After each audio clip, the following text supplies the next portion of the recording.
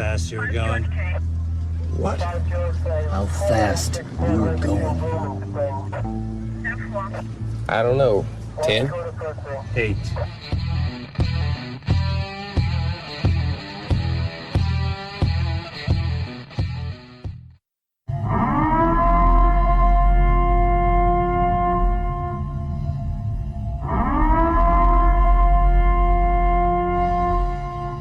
Be advised, this is an explicit podcast, so if you're easily offended, get your panties twisted into a knot. Turn this off before you get butthurt and mad, start to cry, have to run to your safe space. All opinions are those of the host and his guest and do not reflect the opinions of any government agency. Oh, welcome to another episode of MOTORCOP Chronicles podcast. I'm your host, Iceman. And just me again. Supposed to have a guest thing lined up, and then I got ghosted again. Came home Friday. We were supposed to be here around 4:30, and somebody didn't respond to text or phone calls, and haven't heard from them since. So, starting to be the story of my life when it's coming to the podcast world. So, the whole guest thing is starting to get very, very inconvenient for me. So we'll do what we do. Or I'll do what I do.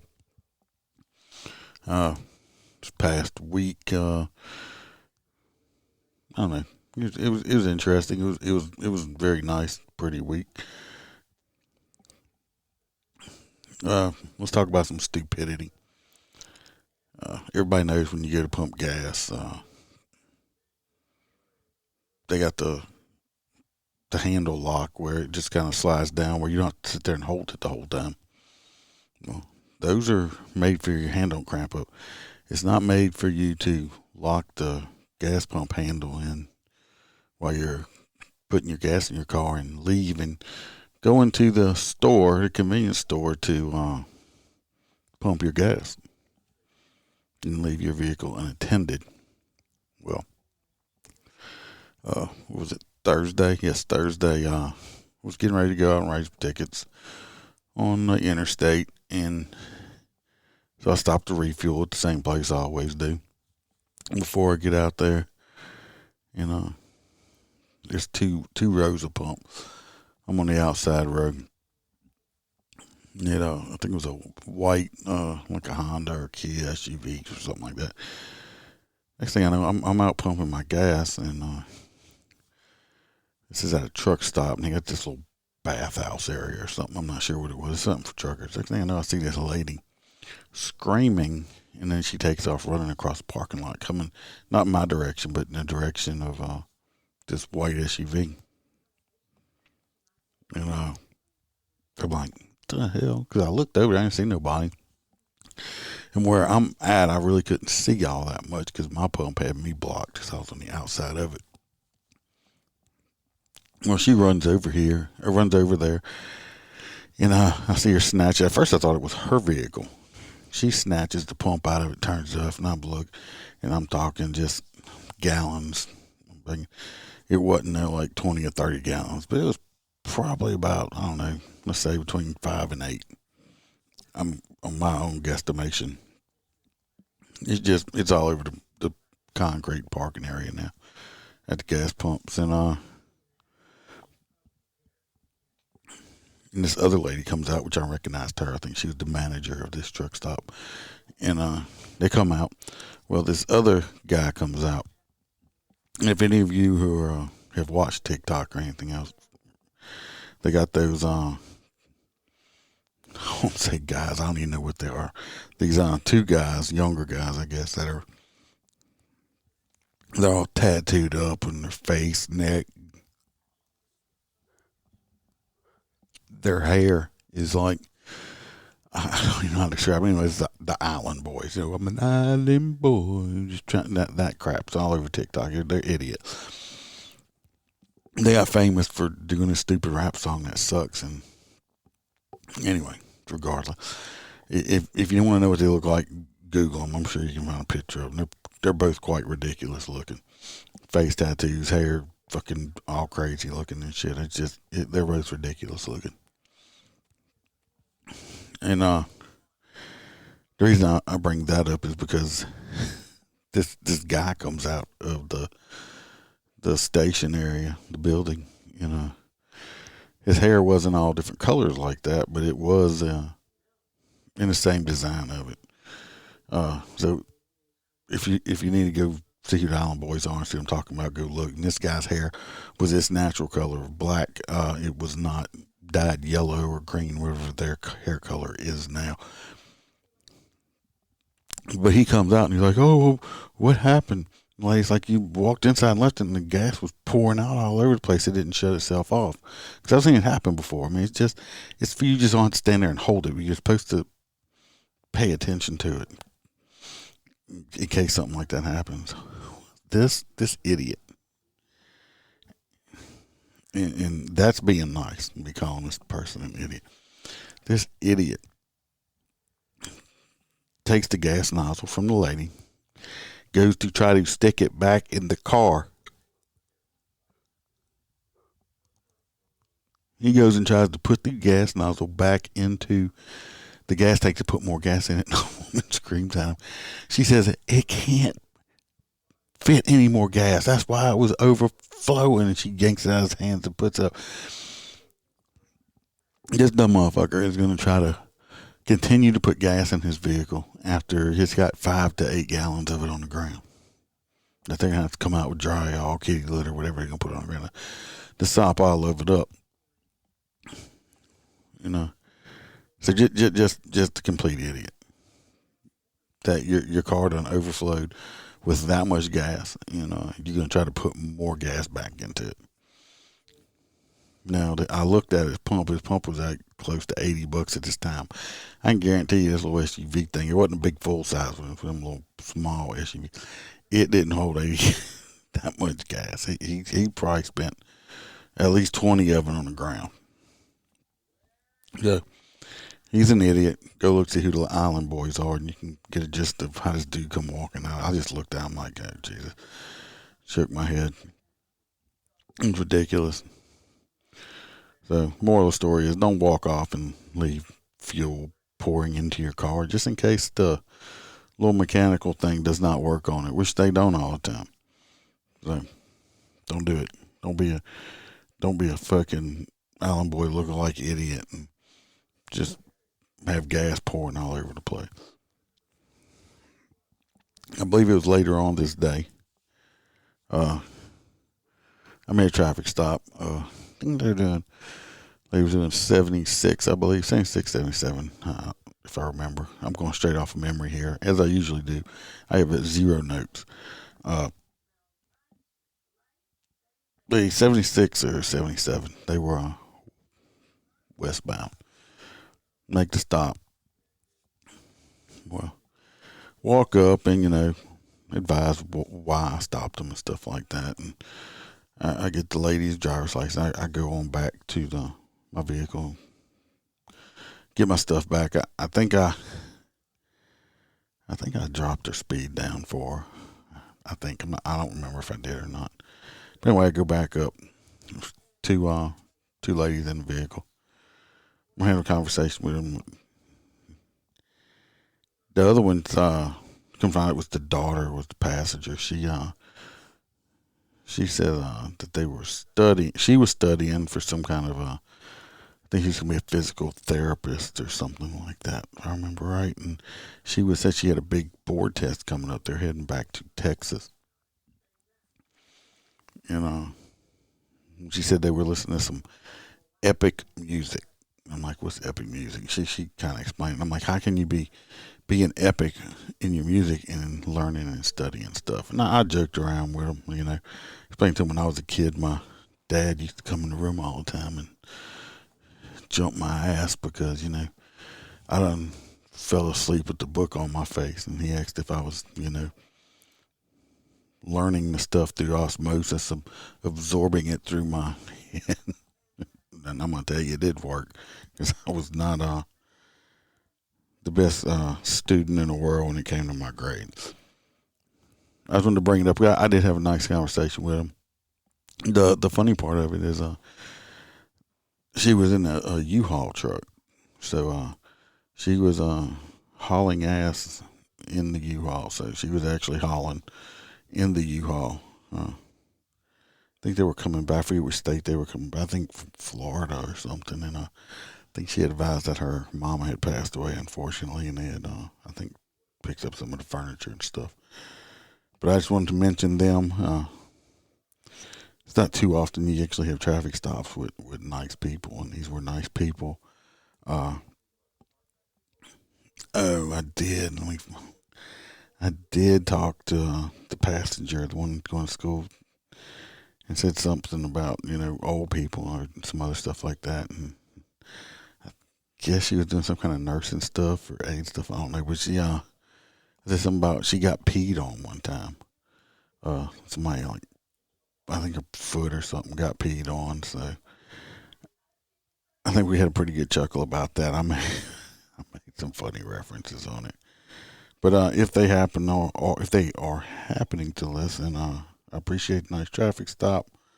Hope y'all enjoying the podcast, and don't haul ass in the U-Haul too much. And I hope that girl, I hope she passed her test. I hope Miss PP Feet passes her test.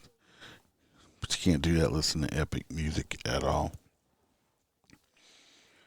Since I don't have a guest, I did see this story. It's not police related. It is motorcycle related, so it had caught my eye. This is a story from 6 days ago, but it's on Motorcycle Monday. Cancel culture is coming for Indian motorcycles. Which Indian motorcycles are pretty cool. I mean, I've never owned one. I've looked at them. I almost bought one before. They're not a ginormous brand or nothing like that. But most of the fenders have this little plastic Indian head thing. It's been their emblem forever. And the story anyway says whether you love or hate Indian motorcycles, it's likely you have the opinion about the brand's name and logo. Actually, a lot of people who've ridden a motorcycle in their life have hot takes on what should be done with the Indian motorcycles. Nothing needs to be done with them. They've been around forever. It's just a motorcycle and it's Indian. It's a topic which was dealt with back in the 90s before anyone had even heard of cancel culture. That's how long these types of sentiments have existed in society.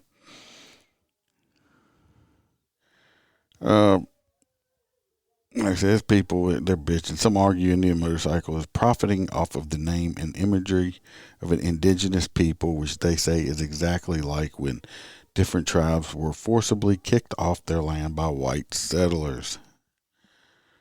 But it's the argument being levied with a lot of emotion mixed in, so you don't pay too much attention to the lack of logic or the fact some Native Americans don't agree with the sentiment. I mean, if you go look at the logo, it's not bad. It's a nice logo, and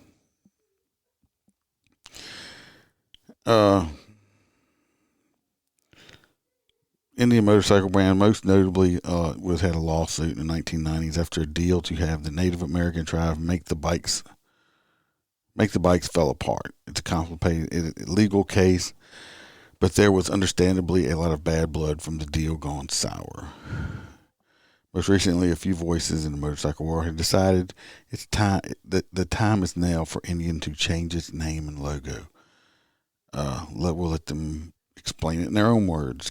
Canada Moto Guide ran an op-ed in March of this year where the author states, as the world becomes more PC friendly,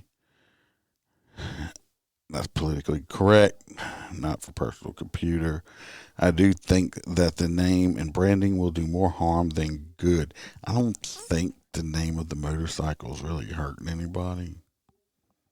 Really, it's not that big of a popular brand anyway. It's not like you see Harleys, Hondas, or Kawasaki's or something like that. You don't see Indians all over the fucking place. I don't really think it's hurting the Indian people at all. I just really don't think it's doing anything to them. Ultimately having a negative impact on sales in the future. I certainly don't want to see the company fail. Let me tell you what, I don't think a lot of woke people are motorcycle riders. I really don't. think they are. And I don't really think they care if the company fails or not, nor do I wish anything but the best for those who make their living and support their families working for the company. I really think that supporting and perpetuating a certain pattern of culture appropriation is best left in. Oh, here we go. They didn't appropriate nothing. Some New Zealand motorcycle publication on Throttle ran a similar piece about the topic in March also. The author in that one stated he didn't want to attack the oldest motorcycle brand in America. However, he argued, while the company is not outwardly racist, there are problems with the brand that have not been addressed in regards to cultural appropriation. How they appropriating Indians? They just put the Indian name on it, which is a word, whatever, for a section of people or Indians, and they used it and used the logo. They're not hurting nobody. They're not hurting anybody. Something about a Reddit post, blah, blah, blah. The founder's last name was Savage, and he traded with a chief who gave his permission to use his likeness, likely because he found it to be an honor and not mockery. So, the guy, the imagery, the guy that started it got permission from the person he used the imagery from.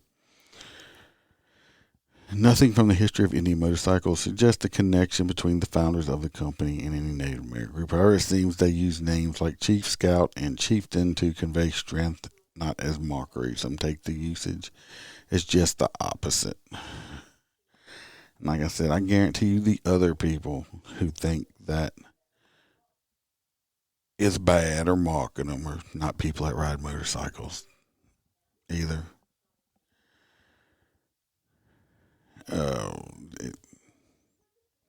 There are plenty of reasons not to like Indian motorcycles. Some have an issue with the parent company, Polaris. Others aren't a fan of the bike designs, or they don't like how they ride. I know people who really hate the quality and reliability of Indians. Well, that's okay. If you don't like the motorcycle, don't like the way it rides, or don't like the way it looks, that's fine.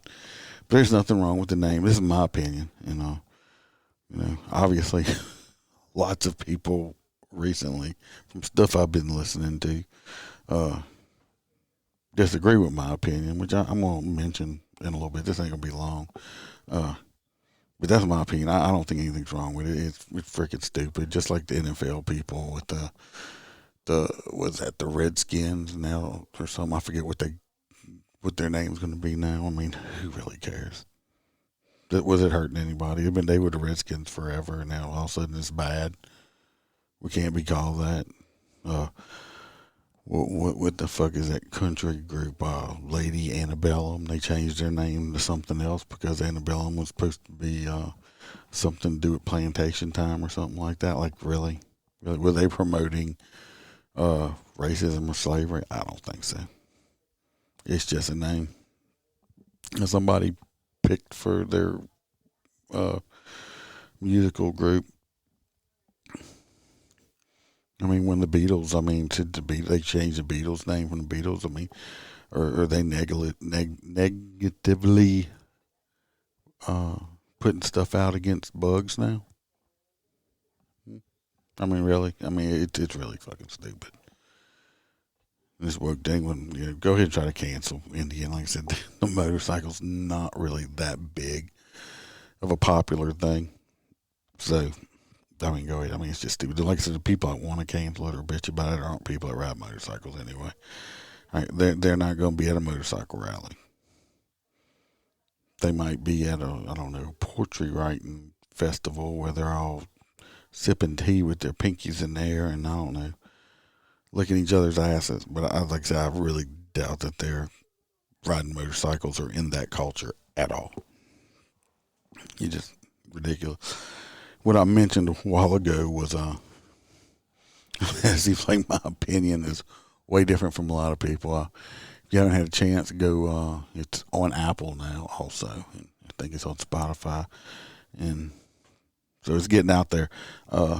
me and Holstera's other podcast where we talk politics, and it's called Liberty Freedom Whiskey Podcast. You can go check it out. Be putting out the second episode tonight. We went live on it Friday night.